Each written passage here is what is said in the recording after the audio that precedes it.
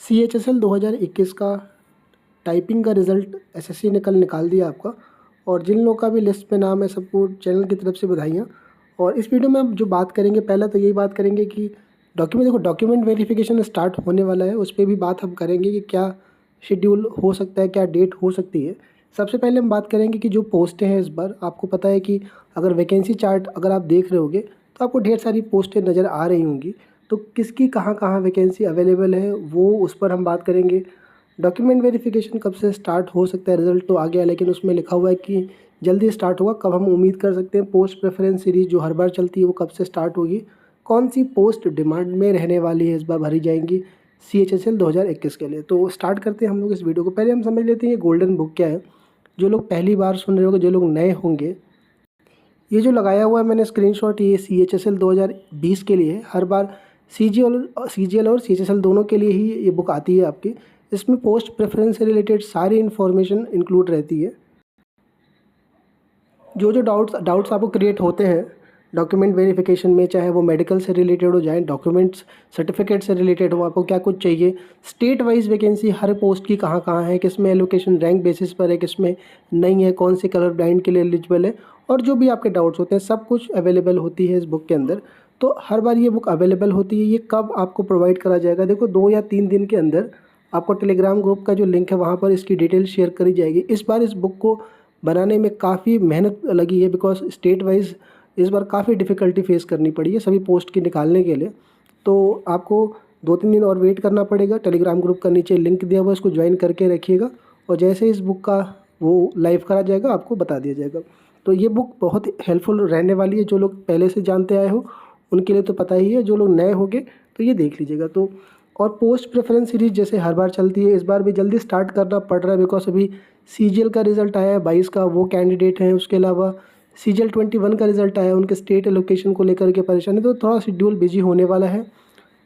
इसमें होता क्या है, जो लोग पहली बार सुन रहे होंगे, तो पोस्ट प्रेफरेंस की जो पेड सर्विस होती है कॉल पे, ये सुविधाएं उसमें रहती हैं। अगर आपको अवेल करना है तो आप इनरोल कर सकते हो। ज्वाइन कैसे करोगे, टेलीग्राम ग्रुप का नीचे लिंक दिया हुआ है, वहाँ से कर सकते हो, या टेलीग्राम पे सीधा ये सर्च करके ये ग्रुप खुल जाएगा। अगर आप पहले से ही होगे तो नीचे ऊपर जाओगे तो मेरा नाम दिखेगा, वहाँ पे क्लिक करके आप अवेल कर सकते हो, आपको डिटेल शेयर कर दी जाएगी।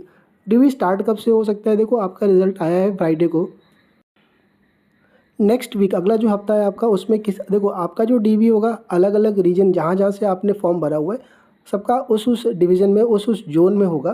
तो आपको अपनी रीजनल वेबसाइट देखते रहना है। डॉक्यूमेंट्स अपने रेडी करके रखिए, कास्ट सर्टिफिकेट या फिर जो भी सर्टिफिकेट आपके हैं उसमें कोई इशू है तो उसको ठीक करा लीजिए। सर्टिफिकेट कौन से लगेंगे उसके लिए वीडियोज़ आएंगे, रेगुलर वीडियो आने वाले हैं इस पर पोस्ट से रिलेटेड। उसके अलावा गोल्डन बुक में तो रहेगा। जनरली फाइनल रिजल्ट के 1 वीक के अंदर आपका नोटिस आ जाता है, तो आप उसमें लेट ना करिए, अपना डॉक्यूमेंट्स रेडी करके रखिए। रीजनल वेबसाइट देखते रहिएगा। अगर देखो यार आप CGL से सिलेक्टेड हो, 21 का भी रिजल्ट आया है, या पहले भी किसी पोस्ट पे सिलेक्टेड रहे हो, सबसे ज़्यादा जो सीरियस मैटर चल रहा है वो यही चल रहा है, सीट वेस्ट का।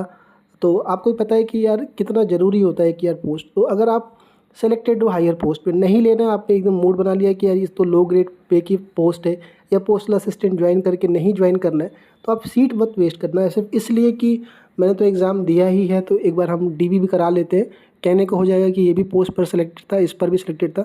ये गलती बिल्कुल भी ना करिएगा।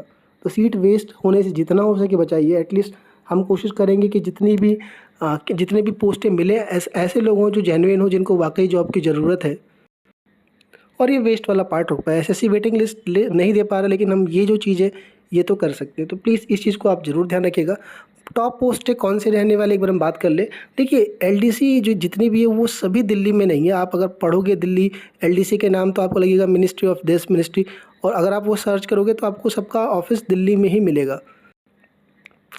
लेकिन इसका ये मतलब नहीं है कि वो सारी पोस्टें दिल्ली में ही है। किसकी कहाँ पर है, वो जो गोल्डन बुक में बता रहा हूँ स्टेट वाइज, उसमें आपको डिटेल मिल जाएगी।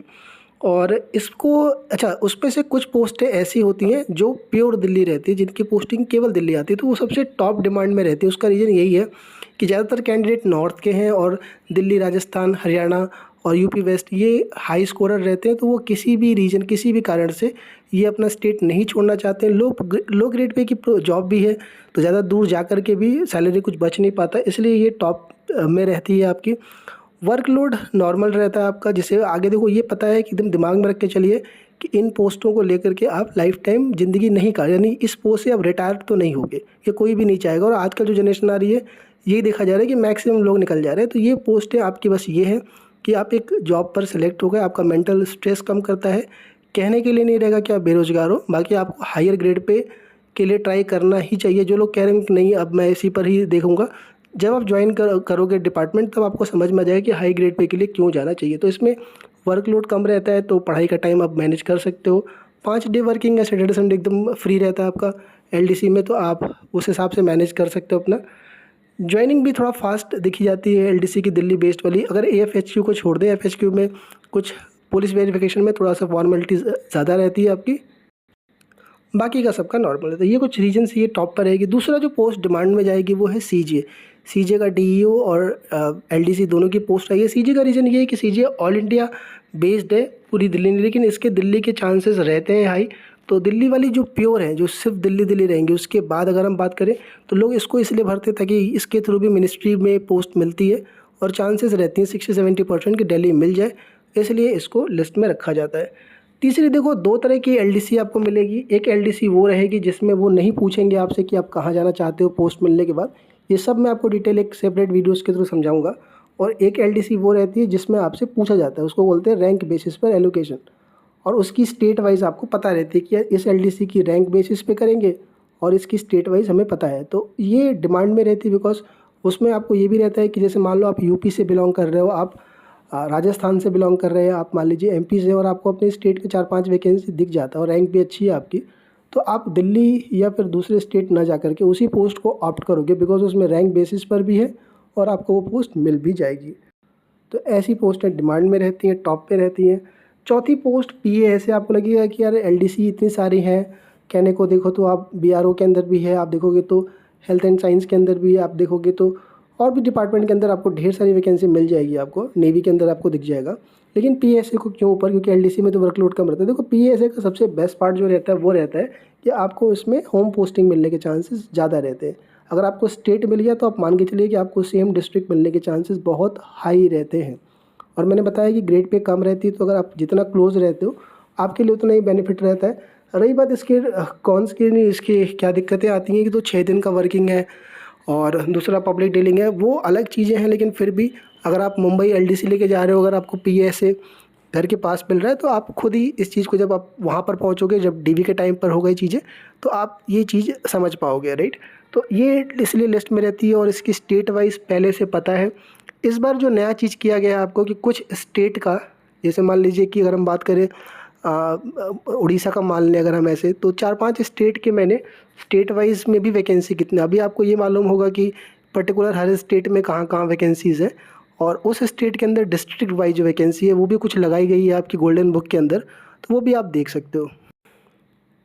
कुछ स्टेट ने प्रोवाइड करा दी थी, जिन्होंने प्रोवाइड कराई है वो सब उसमें लगा दी गई है, वो भी आपको उसमें मिलेगा।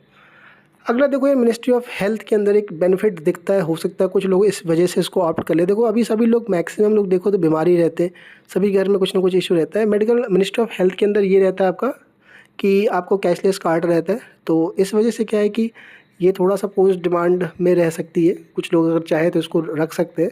और इसके अलावा एक मिनिस्ट्री ऑफ एक्सटर्नल अफेयर्स के अंदर सेंट्रल पासपोर्ट ऑफिस को लोग देखते हैं, बिकॉज उसकी थोड़ी सी डिपार्टमेंट की फेस वैल्यू ज़्यादा अच्छी है और डिपार्टमेंट के इंफ्रास्ट्रक्चर पे भी लोग जाते हैं, तो वो एक पोस्ट रह सकती है। तो ये कुछ पोस्टें हैं जो डिमांड में रहेंगी। बाकी आपके मार्क्स कितने कमेंट सेक्शन में लिखिएगा। पोस्ट में फिर बोल रहा हूँ कि आप अपने अकॉर्डिंग, अपने रिक्वायरमेंट क्या ज़रूरत है उस हिसाब से रखिए। अगर आप बिल्कुल आपके पास जॉब नहीं है तो समझ के भरिएगा। एक चीज़ अपने दिमाग में फिर से मैं बोल रहा हूँ, बैठा के रखिए कि आगे की तैयारी कंटिन्यू रखिएगा। ये पोस्टें सिर्फ इसलिए हैं कि आपको एक मतलब टैग आपके दिमाग से हट जाएगा कि आप अनएम्प्लॉयड हो, और बाकी आप तैयारी करिए आगे। पीएएसए और एलडीसी में ये दिमाग में बिल्कुल ना लेके चलिए कि एलडीसी में वर्कलोड कम है, एलडीसी मत चलाइएगा। पहले समझ लीजिए आराम से दोनों चीज़ों को और उस हिसाब से डिसीजन लीजिए। रेगुलर वीडियोस इस पे मिलती रहेंगी, जो कुछ भी बन पाएगा मैं शेयर करता रहूँगा टाइम टाइम पे। गोल्डन बुक को लेके ज़्यादा परेशान ना होइएगा, 2-3 दिन के अंदर ये डिटेल शेयर करी जाएगी। बहुत ज़्यादा एफर्ट लगा इस बार इस बुक को बनाने के लिए, ठीक है। तो पूरी कोशिश करूँगा कि जो भी और भी हेल्प हो पाएगी मैं आप तक पहुँचा दूँगा।